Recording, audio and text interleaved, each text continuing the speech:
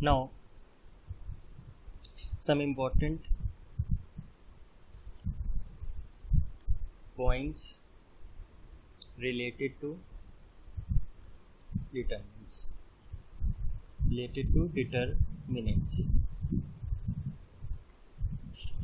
First, we usually represent determinant by delta. This is the sign for determinant. Now, if we have a matrix A, or rather determinant A, which is, let's say, A11, A12, A13, A21, A22, A23, A31, A32 and A33. These are the elements. How do we represent this determinant? By writing A between two vertical bars. When this is written, it means this is called determinant A. Now, whenever you have a capital letter which is enclosed between two vertical bars, it means you are finding the determinant. Now, in short, we can write this as, this is determinant, sign for determinant. We can also write Aij n. Now, we can write n or n cross n. Since determinant is what? A square arrangement. Therefore, what does this represent? This represents the elements, this represents the order, and this represents the determinant. We can also write this as, let's say, del A. Now, first of all, now number of elements in A. Number of elements in determinant A is how many? Is n square. For example, this is a 3 cross 3 determinant. Therefore, how many elements does it have? 3 into 3, 9. If it is a 4 cross 4 determinant, it will have 4 into 4, 16 elements. If it is a 2 cross 2 determinant, it will have 2 into 2, 4 elements. Therefore, total number of elements is n square. Then, number of diagonal elements. Number of diagonal elements कितने होंगे? Diagonal elements कहाँ होंगे? ये. तो अगर ये 3 cross 3 का matrix है, रादर 3 क्रॉस 3 का डिटर्मिनेंट है, तो कितने डायगोनल एलिमेंट्स होंगे? 1, 2, 3. अगर 2 क्रॉस 2 का है डिटर्मिनेंट, तो कितने डायगोनल एलिमेंट्स होंगे? 1, 2. तो इन जनरल अगर n क्रॉस n का डिटर्मिनेंट है तो कितने डायगोनल एलिमेंट्स होंगे? n. नाउ, अब अगर ये कहा जाए कि कितने नॉन डायगोनल एलिमेंट्स हैं, number of non diagonal elements, इसका क्या मतलब हुआ? डायगोनल एलिमेंट्स छोड़ के कितने एलिमेंट्स हैं? बहुत आसान है. टोटल नंबर ऑफ एलिमेंट्स हमारे कितने थे? n square. उसमें से डायगोनल एलिमेंट्स कितने थे? n. तो उनको हम माइनस कर दें, तो total number of non diagonal elements कितने हैं? n square minus n. अब number of elements above diagonal element, diagonal elements, diagonal से ऊपर कितने एलिमेंट्स हैं? Number of elements above diagonal is कितने होंगे? n square minus n by 2. ये डायगोनल एलिमेंट्स है. जितने एलिमेंट्स ऊपर होंगे उतने ही एलिमेंट्स नीचे होंगे. टोटल एलिमेंट्स कितने हैं? n square. उसमें से डायगोनल एलिमेंट्स हमने घटा दिए अपॉन 2. आधे इधर होंगे और आधे इधर होंगे. तो नंबर ऑफ एलिमेंट्स अबव और below diagonal are n square minus n. For example, अगर हमारा डिटर्मिनेंट A 3 क्रॉस 3 का है तो कितने एलिमेंट्स होंगे? टोटल एलिमेंट्स कितने हुए? टोटल एलिमेंट्स 9 हो गए. डायगोनल एलिमेंट्स कितने हैं? डायगोनल एलिमेंट्स कितने हैं? 3. नॉन डायगोनल एलिमेंट्स कितने हैं? नॉन डायगोनल एलिमेंट्स कितने हैं? 9 माइनस 3 6 और नंबर ऑफ एलिमेंट्स अबव और बिलो डायगोनल कितने होंगे 6/2 विच इज 3। अब हम लोग यहाँ देख सकते हैं टोटल एलिमेंट्स 9 है, टोटल एलिमेंट्स यहाँ 9 है, डायगोनल एलिमेंट्स 3 हैं, 9 में से 3 हटा दें तो टोटल नॉन डायगोनल एलिमेंट्स कितने हो गए 3 and 3 6। ऊपर कितने हैं अबव डायगोनल कितने हैं 6/2 3 और नीचे कितने हैं 6/2 3। Now we'll study evaluation of determinant which is 3 cross 3। 2 cross 2 का evaluation मतलब वैल्यू फाइंड करना तो हमने सीख ही लिया था। फॉर एग्जाम्पल A हमारा है A11 A12 A21 A22, तो इसकी वैल्यू कैसे निकलती थी determinant A was A11 into A22 minus A21 into A12। ये हम लोग ऑलरेडी पढ़ चुके हैं। अब हमें निकालना है वैल्यू ऑफ डिटर्मिनेंट जो कि 3 क्रॉस 3 हो। तो फॉर एग्जांपल डिटर्मिनेंट है A11 A12 A13 A21 A22 A23 A31 A32 A33, इसकी वैल्यू हमें निकालनी है। तो कुछ रूल्स, सबसे पहले इवैल्यूएशन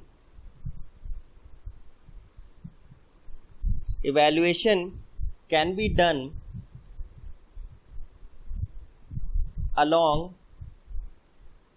any row और any column। इसका क्या मतलब है, इसका मतलब क्या है कि हम इस डिटर्मिनेंट की वैल्यू किसी भी रो या किसी भी कॉलम के अलोंग निकाल सकते हैं। कोई भी रो चूज करके निकाल सकते हैं या कोई भी कॉलम चूज करके निकाल सकते हैं।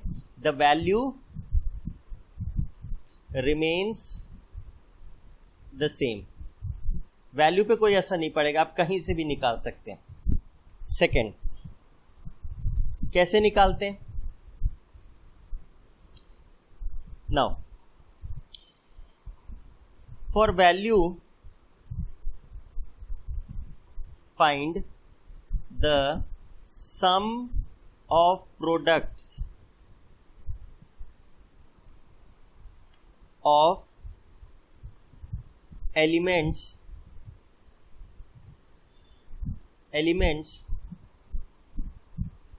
of any row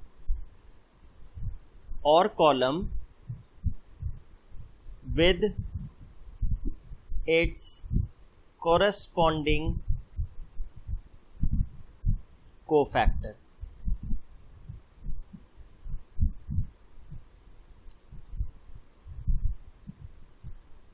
देखिए इसका क्या मतलब है। पहले लाइन में हमने लिखा कि हम वैल्यू ऑफ डिटर्मिनेंट निकाल सकते हैं अलोंग एनी रो और एनी कॉलम। सेकेंड लाइन में हमने लिखा कि हम कैसे निकाल सकते हैं, हम किसी भी रो के एलिमेंट्स को उनके कॉरस्पॉन्डिंग कोफैक्टर से मल्टीप्लाई करके ऐड करते जाएं। फॉर एग्जांपल हमने कहा हम रो 1 के अलोंग एक्सपैंड करेंगे, रो 1 दैट इज हम एक्सपैंड करेंगे रो 1 के अलोंग। नाउ तो अकॉर्डिंग टू दिस फॉर्मूला हम कैसे निकालेंगे, हम रो 1 के एलिमेंट्स को, रो 1 के एलिमेंट्स क्या हैं A11 A12 A13,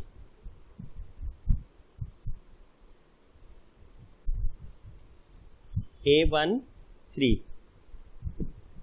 इनको किससे मल्टीप्लाई कर देंगे, इनके कॉरस्पॉन्डिंग कोफैक्टर से। तो A11 का कोफैक्टर क्या होगा C11, A12 का क्या होगा C12 और A13 का क्या होगा C13। तो ये प्रोडक्ट्स हो गए, इनका क्या करना है, हमें सम करना है। This will give you the value of the determinant A। For example मैं कहूं कि मैं R1 के थ्रू नहीं, एग्जाम्पल मैं C3 के अलोंग एक्सपैंड करना चाहता हूं, एक्सपैंड मतलब उसके अलॉन्ग वैल्यू फाइंड करना चाहता हूँ, तो कैसे निकालूंगा? डिटर्मिनेंट ए की वैल्यू क्या होगी? C3 में क्या एलिमेंट्स हैं? A13, A23 and A33। इनको किससे मल्टीप्लाई कर दें? इनके कॉरस्पॉन्डिंग कोफैक्टर से। तो C13, C23 एंड C33, और इनको क्या कर दें? ऐड कर दें। अब यहाँ से जो वैल्यू आई है और यहाँ से जो वैल्यू है वो एग्जैक्टली सेम होगी। For example if someone says कि नहीं, हम लोग R2 के अलॉन्ग एक्सपैंड करेंगे, ये एक्सपैंड मतलब वैल्यू निकालेंगे। तो R2 के अलॉन्ग अगर एक्सपैंड करके वैल्यू होगी तो R2 में कौन कौन से एलिमेंट्स हैं? A21, A22, A23।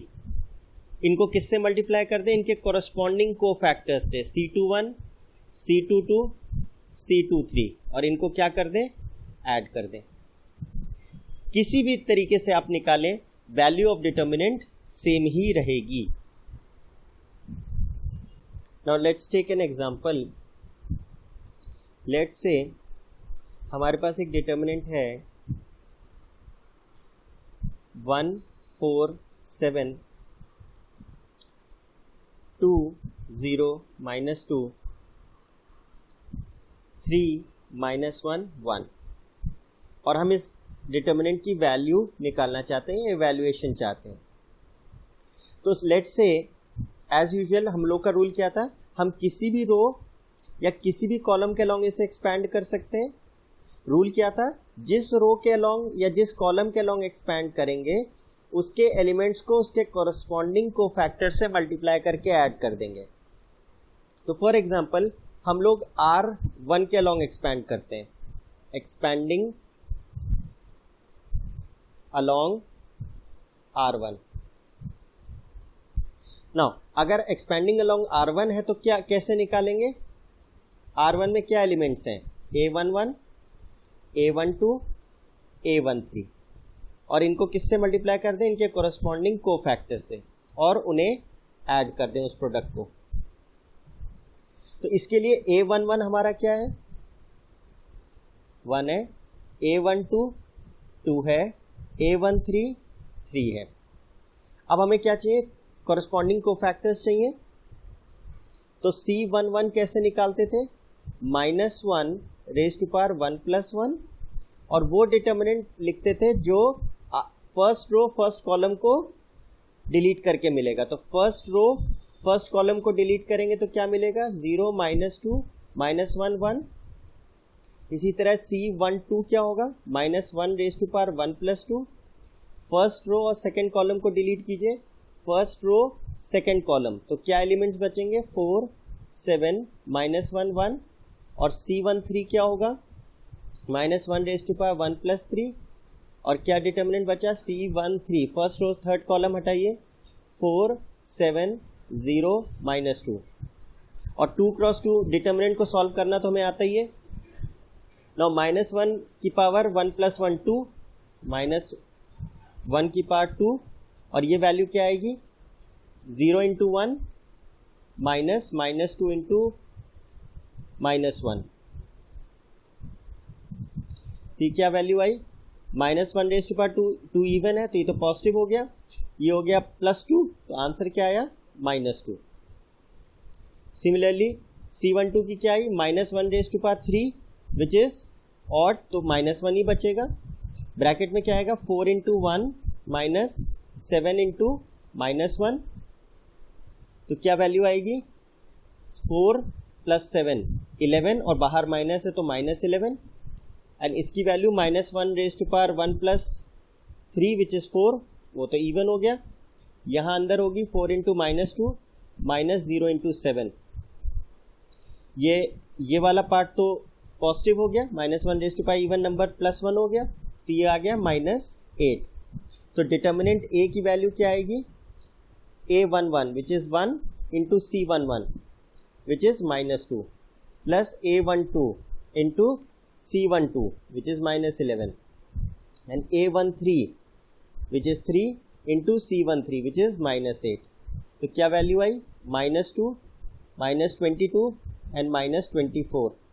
Overall value क्या आई, -48, यानी इस डिटर्मिनेंट ए की वैल्यू क्या है, -48। नाउ पिछला ही एग्जांपल लेते हैं हम लोग। सपोज उसमें हम लोगों ने फर्स्ट रो के अलॉन्ग एक्सपैंड किया था और अवर आंसर वाज डिटर्मिनेंट ए की वैल्यू क्या आई थी, -48। नाउ लेट्स से अब हम इसी डिटर्मिनेंट की वैल्यू निकालते हैं अलॉन्ग सम अदर रो या कॉलम। तो लेट्स से हमने कहा एक्सपैंड कर रहे हैं, we are expanding along C3 column 3 के अलॉन्ग, और हम लोग का रूल ये था कि हम किसी भी रो या किसी भी कॉलम के अलॉन्ग करें हमारा आंसर सेम आएगा। तो रूल क्या है, कॉलम 3 में क्या एलिमेंट्स हैं, कॉलम 3 यानी ये वाला कॉलम, इसमें एलिमेंट्स क्या है, ए, दिस इज व्हाट, A13, ये क्या है, A23 और A33, और इनके कोरस्पॉन्डिंग कोफैक्टर से मल्टीप्लाई करके इनको ऐड कर देंगे हम। इसी तरीके से इवैल्यूएशन होता है डिटर्मिनेंट का। तो A13, A23 और A33, इनकी वैल्यूज़ क्या हैं, 3, -1 और 1। हमें बस इनके कोरस्पॉन्डिंग कोफैक्टर्स निकालने हैं। तो C13, C23 एंड C33। तो कैसे निकालेंगे, -1 raised to power 1 + 3, -1 raised to power 2 + 3, -1 raised to power 3 + 3। अब देखिए डिटर्मिनेंट, कौन सा डिटर्मिनेंट लेना है, जो फर्स्ट रो थर्ड कॉलम को एलिमिनेट करने के बाद बचे। तो first row and third column अगर हटाएंगे तो क्या बचेगा, 4, 7, 0, -2। यहाँ पे कौन सा रो, सेकेंड रो और थर्ड कॉलम हटाएंगे, तो सेकेंड रो थर्ड कॉलम हटाएंगे तो क्या बचेगा, 1, 2, 7, -2। और इस केस में थर्ड रो थर्ड कॉलम हटाएंगे, थर्ड रो थर्ड कॉलम, तो क्या बचेगा, 1, 4, 2, 0। नाउ एज यूजुअल इसकी वैल्यू निकालेंगे, -1 raised to power 4 which is even, और -1 raised to power इवन क्या होगा, +1 हो जाएगा, और ये वैल्यू क्या आएगी, 4 × -2 -0 × 7, तो वैल्यू क्या आई, -8। 4 × -2 इज -8, -0 -8 हुआ, एंड ये पॉजिटिव। इधर -1 raised to power 5, वैल्यू क्या होगी, 2 × -2 × 1 -7 × 2, ये वैल्यू क्या होगी, -1 raised to power 5 हो गया -1 इंटू -2 -14 विच इज -16, और बाहर माइनस है तो हो गया +16।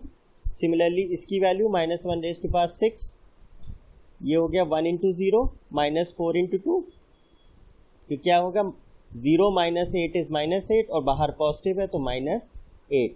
Now value of the determinant would be A13 is what, 3 into C13 which is -8, then A23 which is -1 into C23 which is 16, and A33 which is 1 into C33। Solve करिए, -24 -16 -8 which is what, -48। देखिए पहले भी हमारा -48 answer आ रहा था, अब भी -48 आ रहा है, मतलब we can expand along any row और any column, we get the same value of the determinant, and the rule is multiply the elements of that row और column with their corresponding cofactors and add them. Now in general अगर हम बात करें, let's say हमारा एक determinant है A which is of nth order, that is A11, A12, A13, nth order मतलब n रोज n columns होंगी। तो लेट्स से A1n, ये फर्स्ट रो है, पर कॉलम्स कितने हैं, 1, 2, 3, 4, 5, 6 से लेके n। सिमिलरली A21, A22 से लेके A2n and similarly nth row first column, nth row second column से लेके nth row nth column. Now अब अगर इसकी इवैल्यूएशन हमें करनी है, इसकी वैल्यू निकालनी है, तो लेट्स से हम एक्सपैंड कर रहे हैं along R1, expanding along R1, तो डिटर्मिनेंट ए की वैल्यू क्या होगी? A11 into C11, A12 into C12 and so on till A1n into C1n, which in short can be written as summation A1r into C1r from r equals to 1 to n। इसको समझेंगे। हम लोग first row के along अगर कर रहे हैं तो हर केस में रो तो फर्स्ट ही रहेगी, सिर्फ हमारे कॉलम्स चेंज होंगे। और कहाँ तक कॉलम्स जाएंगे? First column, second column, third, fourth से लेके nth कॉलम। तो हम लोग ने क्या लिखा है? Element of the first row, सिर्फ कॉलम का वैल्यू चेंज होगा। और कहाँ से स्टार्ट होगा? फर्स्ट कॉलम से। और कहाँ एंड होगा? nth column. और इस सिंबल का मतलब क्या हुआ? ऐड करो। मतलब इस चीज का मतलब क्या है? r को 1 रखेंगे तो क्या आएगा? A11 और 1 रखेंगे तो C11। फिर ऐड करो r को 2, तो R2 रखेंगे तो A12 एंड C12, और फिर ऐड करो। और कब तक ऐड करते जाएंगे?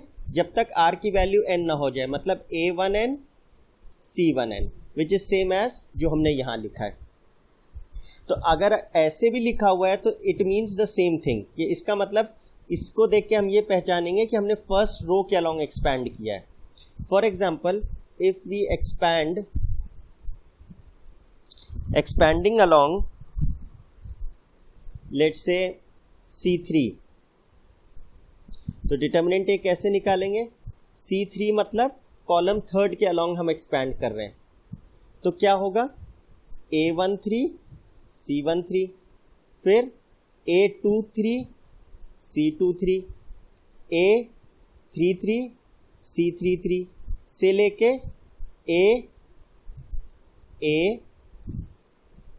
N3 C N3, ये वाली कॉलम के अलॉन्ग हम एक्सपैंड कर रहे हैं। यहाँ क्या आएगा? A23, फिर क्या आएगा? A33, फिर A43 डॉट डॉट डॉट, यहाँ क्या आएगा? AN3। नाउ इसको अगर हम शॉर्ट में लिखेंगे तो कैसे लिखेंगे? समेशन A, इस बार देखिए क्या चेंज हो रहा है?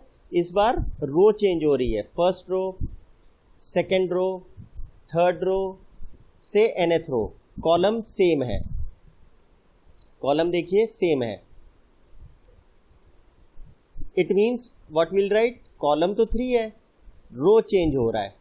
CR3 कॉरेस्पॉन्डिंग कोफैक्टर, R कहाँ से चेंज हो रहा है? From 1 to n। This is same as this thing. तो in short we can write the expansion in condensed form. एक और ले लेते हैं।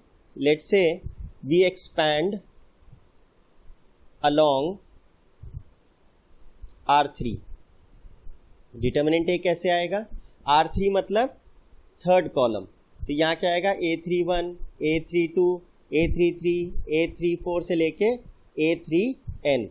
मतलब इस बार हम इस कॉलम के, रादर इस रो के अलोंग एक्सपैंड कर रहे हैं।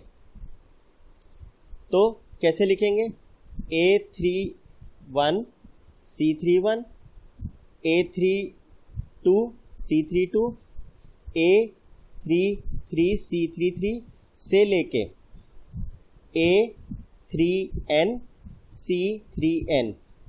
इस बार क्या हो रहा है? कॉलम चेंज हो रहे हैं, रो वही है। Column first, column second, column third से लेके कॉलम n। तो इन शॉर्ट हम कैसे लिख सकते हैं इसको? समेशन A, कौन सी रो सेम है 3, A3, सिर्फ चेंज क्या हो रहा है कॉलम। ऐसे ही आप कोफैक्टर उसका कॉरस्पॉन्डिंग लिख देंगे ACR from R equals to 1 to N, this is same as this thing. Now let's say हमारे पास ये मैट्रिक्स है, सॉरी डिटर्मिनेंट है। अब अगर इसका इवैल्यूएशन करना है यानी वैल्यू निकालनी है तो हम लोग को रूल पता है, हम किसी भी रो किसी भी कॉलम के अलॉन्ग एक्सपैंड कर सकते हैं। बस उस रो और उस कॉलम के एलिमेंट्स को उनके कॉरस्पॉन्डिंग कोफैक्टर से मल्टीप्लाई करके ऐड करना है। लेकिन एक इम्पॉर्टेंट चीज़ पॉइंट है, नोट करना है कि लेट्स से फॉर एग्जांपल हमने एलिमेंट्स तो R1 के चूज करें लेकिन मल्टीप्लाई उनको कर दिया कोफैक्टर्स ऑफ सम अदर रो, या एलिमेंट्स हमने कॉलम 1 के यूज किए या कॉलम 2 के किए and cofactors of some other column से मल्टीप्लाई किया। फॉर एग्जांपल हमने R1 के अलॉन्ग लिया तो हमारा कायदे से तो डिटर्मिनेंट ऐसे निकलना चाहिए A11, A12, A13, C11, C12 and C13, ये हमको करेक्ट वैल्यू देगा। लेकिन अगर हमने ये करा कि हमने एलिमेंट्स तो फर्स्ट रो के ले लिए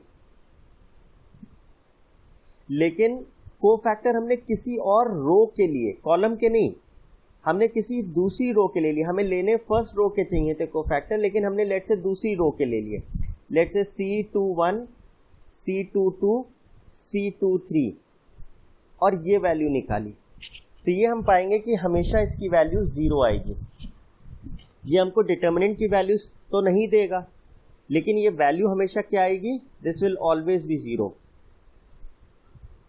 फॉर एग्जाम्पल अगर मैं कॉलम 3 या रो 3 के अलॉन्ग कर रहा था तो हमारा आना चाहिए था A31 into C31, A32 into C32 and A33 into C33, ये हमारा करेक्ट आंसर देता डिटर्मिनेंट की वैल्यू। पर प्रॉब्लम क्या हुई, हमने कॉलम रो तो थर्ड वाला लिया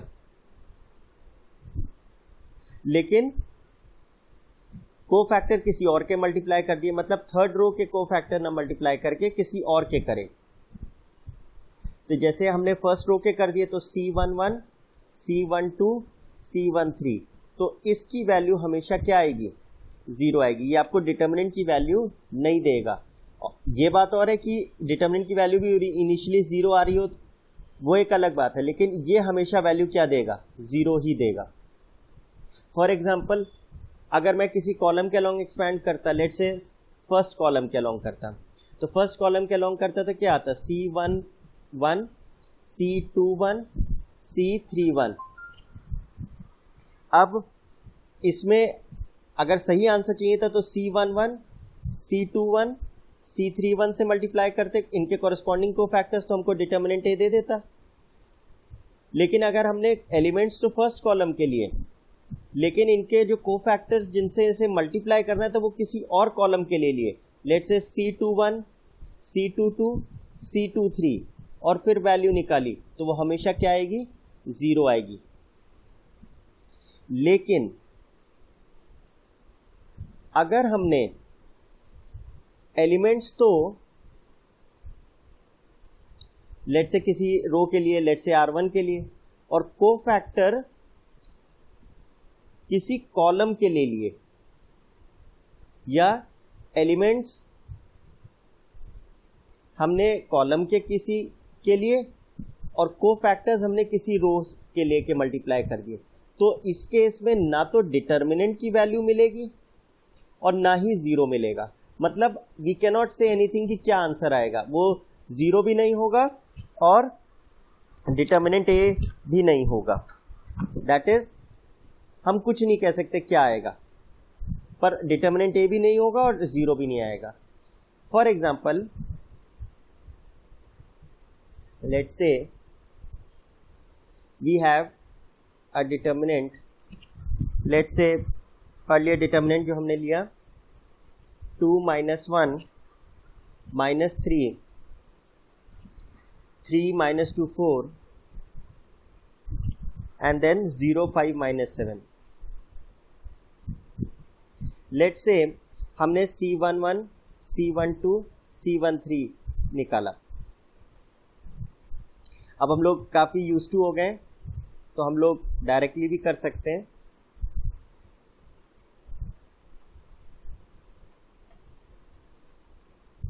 C11 would be first row first column हटा दें तो -2 5 4 -7. C12 first row second column हटा दें -1 -3 5 -7. And C13 -1 -3 -2 4. तो देयरफॉर इट मीन्स इनकी वैल्यूज हम लोग सॉल्व कर लें. ये क्या होगा 14 - 20 -6. ये तो पॉजिटिव हो जाएगा क्योंकि इवन है. दिस वुड बी 7 + 15 22 और बाहर नेगेटिव है. एंड लास्टली -4 एंड -6 -10 और बाहर पॉजिटिव है. नाउ अब अगर हम कहें कि हम फर्स्ट रो के अलोंग एक्सपैंड कर रहे हैं तो हमारा आंसर होगा C11 C11 A11 A12 C12 and A13 C13. तो हमारा डिटर्मिनेंट ये तो बिल्कुल सही है. हमने जिस रो के एलिमेंट्स लिए उसी के हम कॉरेस्पॉन्डिंग को फैक्टर्स ले रहे हैं, तो हमारी डिटर्मिनेंट की वैल्यू आ जाएगी. That is 2 × -6 3 × -22 and 0 × -10. So this will give us -12 and -66 which is -78. ये हमारा डिटर्मिनेंट की वैल्यू हो गई. लेकिन अब हम ये करें कि हमने कोफैक्टर निकाले फर्स्ट रो के और एलिमेंट्स हम ले लें किसी दूसरे कॉलम किसी दूसरी रो के. फॉर एग्जांपल हमने सेकेंड रो के एलिमेंट्स लिए तो -1 × एलिमेंट्स हमने सेकेंड रो के लिए, लेकिन कोफैक्टर्स हमने फर्स्ट रो के मल्टीप्लाई करें तो क्या होगा देखते हैं. -6 then -2 × -22 and last -10 × 5. So we'll have 6 minus this is +44 and this is -50. देखिए 50 - 50 what are we getting 0. यही हमारा पॉइंट था कि अगर हमने रो के एलिमेंट्स कुछ और लिए और उनको कोरस्पॉन्डिंग कोफैक्टर से ना मल्टीप्लाई करके किसी दूसरी रो के कोफैक्टर से मल्टीप्लाई किया तो आंसर हमेशा क्या आएगा 0. लेकिन अब अगर हम क्या करें कि हमने कोफैक्टर्स निकाले हैं फर्स्ट रो के, लेकिन एलिमेंट्स हम मल्टीप्लाई करें किसी दूसरे कॉलम के. लेट से हम कॉलम 3 के एलिमेंट्स मल्टीप्लाई करते हैं. Column 3 that is C3. इसके एलिमेंट्स क्या है 0 5 and -7. therefore 0 × C11 then 5 × C12 and -7 × -10. तो देखिए क्या आ रहा है 0 -110 एंड +70 दैट इज -40. अब देखिए ना ये 0 है और ना ये करेक्ट आंसर है. करेक्ट आंसर आपका -78 था, मतलब डिटर्मिनेंट की वैल्यू भी ये नहीं बता रहा है आपको सही. तो if we multiply the elements of a corresponding row with the cofactors of that row we get the answer of the determinant. हमें डिटर्मिनेंट का वैल्यू मिल जाता है. लेकिन अगर हम एलिमेंट्स किसी और रो के लें और कोफैक्टर्स हम किसी और रो के लें तो हमें आंसर हमेशा 0 मिलेगा. इसी तरह अगर हम एलिमेंट्स किसी कॉलम के लें और कोफैक्टर्स किसी दूसरे कॉलम के लेके मल्टीप्लाई करें तो भी हमें क्या मिलेगा 0 मिलेगा. लेकिन अगर हम रो एलिमेंट्स किसी रो के लें लेकिन मल्टीप्लाई उसको किसी दूसरे कॉलम के कोफैक्टर से कर दे तो हमें ना डिटर्मिनेंट की वैल्यू मिलेगी ना हमें 0 मिलेगा.